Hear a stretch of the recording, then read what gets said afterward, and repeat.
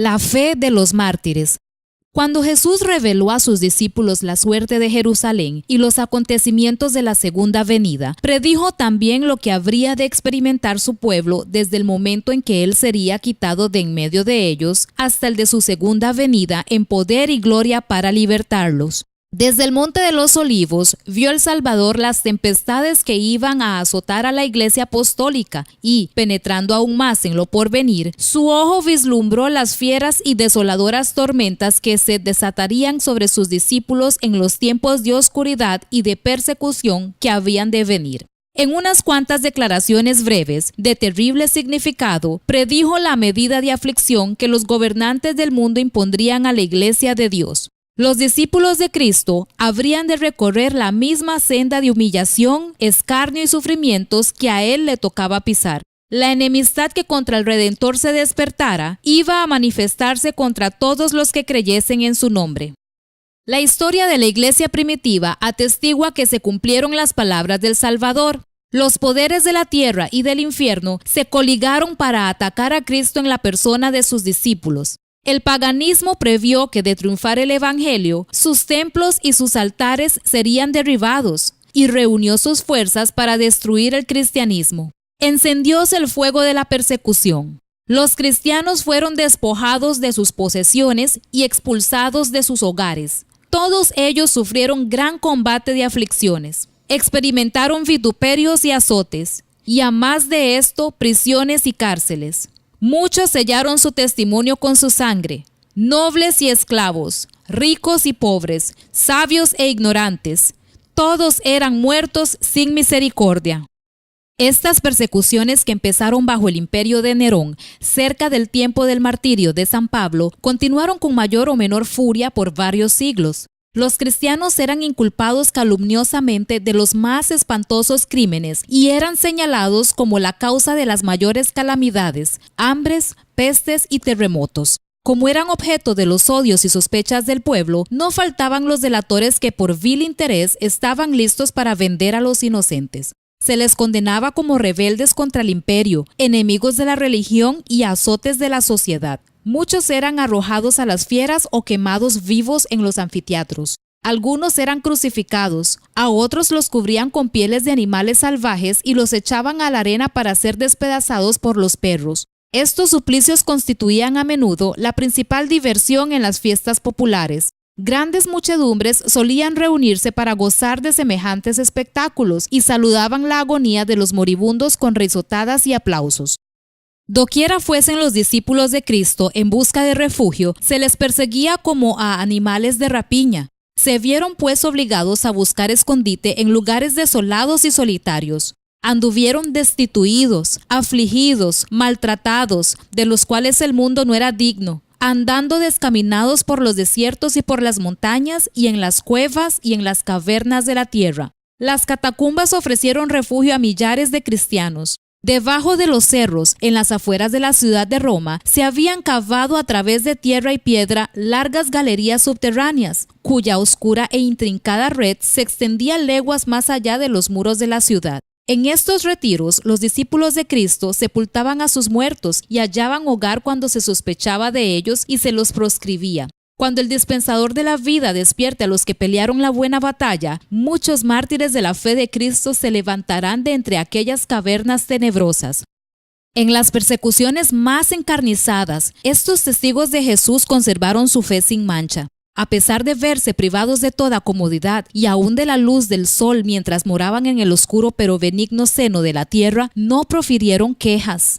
Con palabras de fe, paciencia y esperanza, se animaban unos a otros para soportar la privación y la desgracia. La pérdida de todas las bendiciones temporales no pudo obligarlos a renunciar a su fe en Cristo. Las pruebas y la persecución no eran sino peldaños que los acercaban más al descanso y a la recompensa. Como los siervos de Dios en los tiempos antiguos, muchos fueron muertos a palos, no admitiendo la libertad para alcanzar otra resurrección mejor. Recordaban que su maestro había dicho que cuando fuesen perseguidos por causa de Cristo debían regocijarse mucho, pues grande sería su galardón en los cielos, porque así fueron perseguidos los profetas antes que ellos. Se alegraban de que se los hallara dignos de sufrir por la verdad y entonaban cánticos de triunfo en medio de las crepitantes hogueras. Mirando hacia arriba por la fe, veían a Cristo y a los ángeles que desde las almenas del cielo los observaban con el mayor interés y apreciaban y aprobaban su entereza. Descendía del trono de Dios hasta ellos una voz que decía: «Sé fiel hasta la muerte, y yo te daré la corona de la vida». Vanos eran los esfuerzos de Satanás para destruir la iglesia de Cristo por medio de la violencia. La gran lucha en que los discípulos de Jesús entregaban la vida no cesaba cuando estos fieles portaestandartes caían en su puesto. Triunfaban por su derrota. Los siervos de Dios eran sacrificados, pero su obra seguía siempre adelante. El evangelio cundía más y más, y el número de sus adherentes iba en aumento. Alcanzó hasta las regiones inaccesibles para las águilas de Roma. Dijo un cristiano, reconviniendo a los jefes paganos que atizaban la persecución: «Atormentadnos, condenadnos, desmenuzadnos, que vuestra maldad es la prueba de nuestra inocencia. De nada os vale vuestra crueldad». No era más que una instigación más poderosa para atraer a otros a su fe. Más somos cuanto derramáis más sangre, que la sangre de los cristianos es semilla. Miles de cristianos eran encarcelados y muertos, pero otros los reemplazaban. Y los que sufrían el martirio por su fe quedaban asegurados para Cristo y tenidos por Él como conquistadores. Habían peleado la buena batalla y recibirían la corona de gloria cuando Cristo viniese. Los padecimientos unían a los cristianos unos con otros y con su Redentor. El ejemplo que daban en vida y su testimonio al morir eran una constante atestación de la verdad, y donde menos se esperaba, los súbditos de Satanás abandonaban su servicio y se alistaban bajo el estandarte de Cristo. En vista de esto, Satanás se propuso oponerse con más éxito al gobierno de Dios, implantando su bandera en la iglesia cristiana. Si podía engañar a los discípulos de Cristo e inducirlos a ofender a Dios, decaerían su resistencia, su fuerza y su estabilidad, y ellos mismos vendrían a ser presa fácil. El gran adversario se esforzó entonces por obtener con artificios lo que no consiguiera por la violencia. Cesó la persecución y la reemplazaron las peligrosas seducciones de la prosperidad temporal y del honor mundano. Los idólatras fueron inducidos a aceptar parte de la fe cristiana, al par que rechazaban otras verdades esenciales. Profesaban aceptar a Jesús como Hijo de Dios y creer en su muerte y en su resurrección, pero no eran convencidos de pecado ni sentían necesidad de arrepentirse o de cambiar su corazón. Habiendo hecho algunas concesiones, propusieron que los cristianos hicieran las suyas para que todos pudiesen unirse en el terreno común de la fe en Cristo.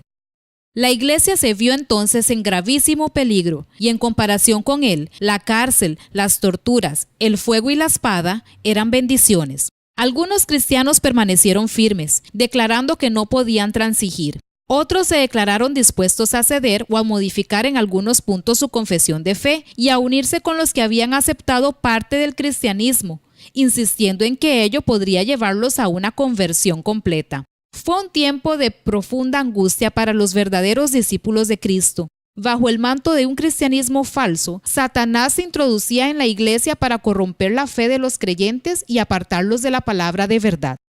La mayoría de los cristianos consintieron al fin en arriar su bandera y se realizó la unión del cristianismo con el paganismo. Aunque los adoradores de los ídolos profesaban haberse convertido y unido con la iglesia, seguían aferrándose a su idolatría y solo habían cambiado los objetos de su culto por imágenes de Jesús y hasta de María y de los santos. La levadura de la idolatría, introducida de ese modo en la iglesia, prosiguió su funesta obra. Doctrinas falsas, ritos supersticiosos y ceremonias idolátricas se incorporaron en la fe y en el culto cristiano. Al unirse los discípulos de Cristo con los idólatras, la religión cristiana se corrompió y la iglesia perdió su pureza y su fuerza. Hubo, sin embargo, creyentes que no se dejaron extraviar por esos engaños y, adorando solo a Dios, se mantuvieron fieles al autor de la verdad. Entre los que profesan el cristianismo ha habido siempre dos categorías de personas: la de los que estudian la vida del Salvador y se afanan por corregir sus defectos y asemejarse al que es nuestro modelo, y la de aquellos que rehúyen las verdades sencillas y prácticas que ponen de manifiesto sus errores. Aún en sus mejores tiempos, la Iglesia no contó exclusivamente con fieles verdaderos, puros y sinceros. Nuestro Salvador enseñó que no se debe recibir en la Iglesia a los que pecan voluntariamente. No obstante, unió consigo mismo a hombres de carácter defectuoso y les concedió el beneficio de sus enseñanzas y de su ejemplo, para que tuviesen oportunidad de ver sus faltas y enmendarlas. Entre los 12 apóstoles hubo un traidor. Judas fue aceptado no a causa de los defectos de su carácter, sino a pesar de ellos. Estuvo unido con los discípulos para que, por la instrucción y el ejemplo de Cristo, aprendiese lo que constituye el carácter cristiano y así pudiese ver sus errores, arrepentirse y, con la ayuda de la gracia divina, purificar su alma obedeciendo a la verdad. Pero Judas no anduvo en aquella luz que tan misericordiosamente le iluminó. Antes bien, abandonándose al pecado, atrajo las tentaciones de Satanás. Los malos rasgos de su carácter llegaron a predominar. Entregó su mente al dominio de las potestades tenebrosas. Se airó cuando sus faltas fueron reprendidas y fue inducido a cometer el espantoso crimen de vender a su maestro. Así también obran todos los que acarician el mal mientras hacen profesión de piedad y aborrecen a quienes les perturban la paz, condenando su vida de pecado. Como Judas, en cuanto se les presente la oportunidad, traicionarán a los que para su bien les han amonestado. Los apóstoles se opusieron a los miembros de la Iglesia que, mientras profesaban tener piedad, daban secretamente cabida a la iniquidad. Ananías y Zafira fueron engañadores que pretendían hacer un sacrificio completo delante de Dios, cuando en realidad guardaban para sí con avaricia parte de la ofrenda. El Espíritu de verdad reveló a los apóstoles el carácter verdadero de aquellos engañadores, y el juicio de Dios libró a la Iglesia de aquella inmunda mancha que empañaba su pureza. Esta señal evidente del discernimiento del Espíritu de Cristo en los asuntos de la Iglesia llenó de terror a los hipócritas y a los obradores de maldad. No podían estos seguir unidos a los que eran, en hábitos y en disposición, fieles representantes de Cristo, y cuando las pruebas y la persecución vinieron sobre estos, solo los que estaban resueltos a abandonarlo todo por amor a la verdad quisieron ser discípulos de Cristo. De modo que mientras continuó la persecución, la Iglesia permaneció relativamente pura, pero al cesar aquella, se adhirieron a esta conversos menos sinceros y consagrados, y quedó preparado el terreno para la penetración de Satanás. Pero no hay unión entre el príncipe de luz y el príncipe de las tinieblas, ni puede haberla entre los adherentes del uno y los del otro. Cuando los cristianos consintieron en unirse con los paganos que solo se habían convertido a medias, entraron por una senda que les apartó más y más de la verdad. Satanás se alegró mucho de haber logrado engañar a tan crecido número de discípulos de Cristo. Luego ejerció aún más su poder sobre ellos y los indujo a perseguir a los que permanecían fieles a Dios. Los que habían sido una vez defensores de la fe cristiana eran los que mejor sabían cómo combatirla, y estos cristianos apóstatas, junto con sus compañeros semipaganos, dirigieron sus ataques contra los puntos más esenciales de las doctrinas de Cristo. Fue necesario sostener una lucha desesperada por parte de los que deseaban ser fieles y firmes contra los engaños y las abominaciones que, envueltos en las vestiduras sacerdotales, se introducían en la Iglesia. La Biblia no fue aceptada como regla de fe. A la doctrina de la libertad religiosa se la llamó herejía y sus sostenedores fueron aborrecidos y proscritos. Tras largo y tenaz conflicto, los pocos que permanecían fieles resolvieron romper toda unión con la Iglesia apóstata si ésta rehusaba aún desechar la falsedad y la idolatría. Y es que vieron que dicho rompimiento era de todo punto necesario si querían obedecer la palabra de Dios. No se atrevían a tolerar errores fatales para sus propias almas y dar así un ejemplo que ponía en peligro la fe de sus hijos y la de los hijos de sus hijos. Para asegurar la paz y la unidad, estaban dispuestos a cualquier concesión que no contrariase su fidelidad a Dios, pero les parecía que sacrificar un principio por amor a la paz era pagar un precio demasiado alto. Si no se podía asegurar la unidad sin comprometer la verdad y la justicia, más valía que siguiesen las diferencias y aún la guerra. Bueno sería para la Iglesia y para el mundo que los principios que aquellas almas vigorosas sostuvieron revivieran hoy en los corazones de los profesos hijos de Dios. Nótase hoy una alarmante indiferencia respecto de las doctrinas que son como las columnas de la fe cristiana. Está ganando más y más terreno la opinión de que, al fin y al cabo, dichas doctrinas no son de vital importancia. Semejante degeneración del pensamiento fortalece las manos de los agentes de Satanás, de modo que las falsas teorías y los fatales engaños que en otros tiempos eran rebatidos por los fieles que exponían la vida para resistirlos, encuentran ahora aceptación por parte de miles y miles que declaran ser discípulos de Cristo. No hay duda de que los cristianos primitivos fueron un pueblo peculiar. Su conducta intachable y su fe inquebrantable constituían un reproche continuo que turbaba la paz del pecador. Aunque pocos en número, escasos de bienes, sin posición ni títulos honoríficos, aterrorizaban a los obradores de maldad donde quiera que fueran conocidos su carácter y sus doctrinas. Por eso los odiaban los impíos, como Abel fue aborrecido por el impío Caín. Por el mismo motivo que tuvo Caín para matar a Abel, los que procuraban librarse de la influencia refrenadora del Espíritu Santo daban muerte a los hijos de Dios. Por ese mismo motivo los judíos habían rechazado y crucificado al Salvador. Es a saber, porque la pureza y la santidad del carácter de éste constituían una reprensión constante para su egoísmo y corrupción. Desde el tiempo de Cristo hasta hoy, sus verdaderos discípulos han despertado el odio y la oposición de los que siguen con deleite los senderos del mal. ¿Cómo, pues, puede llamarse el Evangelio un mensaje de paz? Cuando Isaías predijo el nacimiento del Mesías, le confirió el título de Príncipe de Paz. Cuando los ángeles anunciaron a los pastores que Cristo había nacido, cantaron sobre los valles de Belén: gloria en las alturas a Dios y en la tierra paz, buena voluntad para con los hombres. Hay contradicción aparente entre estas declaraciones proféticas y las palabras de Cristo.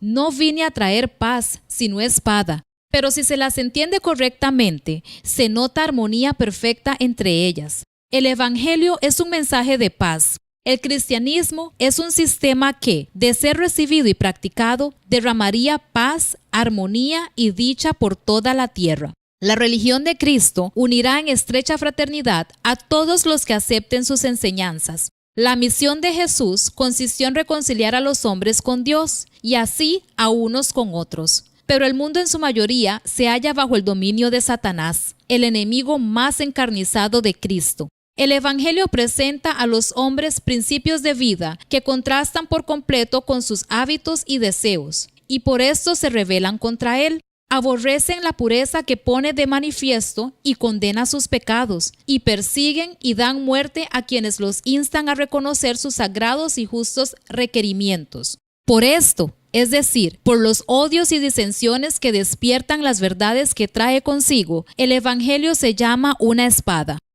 La providencia misteriosa que permite que los justos sufran persecución por parte de los malvados ha sido causa de gran perplejidad para muchos que son débiles en la fe. Hasta los hay que se sienten tentados a abandonar su confianza en Dios porque Él permite que los hombres más viles prosperen, mientras que los mejores y los más puros sean afligidos y atormentados por el cruel poderío de aquellos. ¿Cómo es posible, dicen ellos, que uno que es todo justicia y misericordia y cuyo poder es infinito, tolere tanta injusticia y opresión? Es una cuestión que no nos incumbe. Dios nos ha dado suficientes evidencias de su amor, y no debemos dudar de su bondad porque no entendamos los actos de su providencia.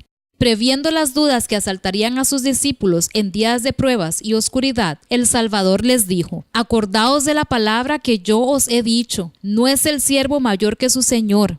Si a mí me han perseguido, también a vosotros perseguirán. Jesús sufrió por nosotros más de lo que cualquiera de sus discípulos pueda sufrir al ser víctima de la crueldad de los malvados. Los que son llamados a sufrir la tortura y el martirio no hacen más que seguir las huellas del amado Hijo de Dios. El Señor no tarda su promesa. Él no se olvida de sus hijos ni los abandona, pero permite a los malvados que pongan de manifiesto su verdadero carácter para que ninguno de los que quieran hacer la voluntad de Dios sea engañado con respecto a ellos.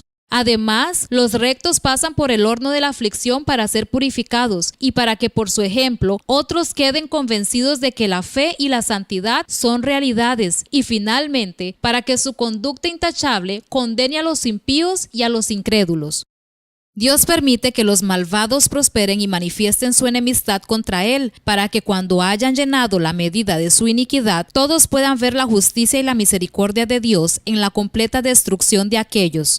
Pronto llega el día de la venganza del Señor, cuando todos los que hayan transgredido su ley y oprimido a su pueblo recibirán la justa recompensa de sus actos, cuando todo acto de crueldad o de injusticia contra los fieles de Dios será castigado como si hubiera sido hecho contra Cristo mismo. Otro asunto hay de más importancia aún que debería llamar la atención de las iglesias en el día de hoy. El apóstol Pablo declara que todos los que quieren vivir piamente en Cristo Jesús padecerán persecución. ¿Por qué entonces parece adormecida la persecución en nuestros días? El único motivo es que la iglesia se ha conformado a las reglas del mundo y por lo tanto no despierta oposición. La religión que se profesa hoy no tiene el carácter puro y santo que distinguiera a la fe cristiana en los días de Cristo y sus apóstoles. Si el cristianismo es aparentemente tan popular en el mundo, ello se debe tan solo al espíritu de transigencia con el pecado, a que las grandes verdades de la palabra de Dios son miradas con indiferencia y a la poca piedad vital que hay en la iglesia. Revivan la fe y el poder de la iglesia primitiva, y el espíritu de persecución revivirá también, y el fuego de la persecución volverá a encenderse.